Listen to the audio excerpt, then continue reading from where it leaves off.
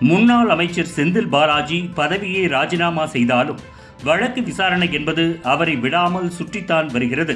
செந்தில் பாலாஜிக்கு எதிராக அமலாக்கத்துறை தாக்கல் செய்த சட்டவிரோத பண பரிமாற்ற தடை சட்ட வழக்கு சென்னை முதன்மை அமர்வு நீதிமன்றத்தில் விசாரணையில் உள்ளது. இந்த வழக்கில் செந்தில் பாலாஜிக்கு எதிராக கடந்த ஆண்டு அமலாக்கத்துறை குற்றப்பத்திரிகை தாக்கல் செய்திருந்தது. கடந்த ஜனவரி மாதம் கூடுதல் குற்றப்பத்திரிகை தாக்கல் செய்யப்பட்டது.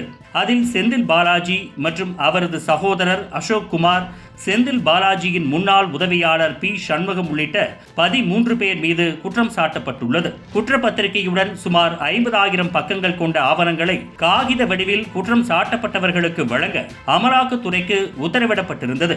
அதிமுக ஆட்சி காலத்தில் அமைச்சராக இருந்த போது போக்குவரத்து துறையில் வேலை வாங்கி தருவதாக கூறி சட்டவிரோதமாக பணம் பெற்ற வழக்கில் திமுக ஆட்சியில் மின்சாரத்துறை அமைச்சராக இருந்த செந்தில் பாலாஜி கடந்த ஆண்டு ஜூன் 14ஆம் தேதி அமலாக்கத்துறையால் கைது செய்யப்பட்டார். சுமார் 450 நாட்களுக்கு மேலாக செந்தில் பாலாஜி புழல் சிறையில் அடைக்கப்பட்டிருந்த நிலையில் பலமுறை அவரது ஜாமீன் மனுக்கள் நிராகரிக்கப்பட்டது. 50க்கும் மேற்பட்ட முறை அவரது நீதிமன்ற காவலும் நீட்டிக்கப்பட்டது. வழக்குகள் தொடர்பாக செந்தில் பாலாஜி தாக்கல் செய்த மனுக்கள் மீதான உத்தரவு சென்னை முதன்மை அமர்வு நீதிமன்றத்தில் விசாரணையில் இருக்கிறது.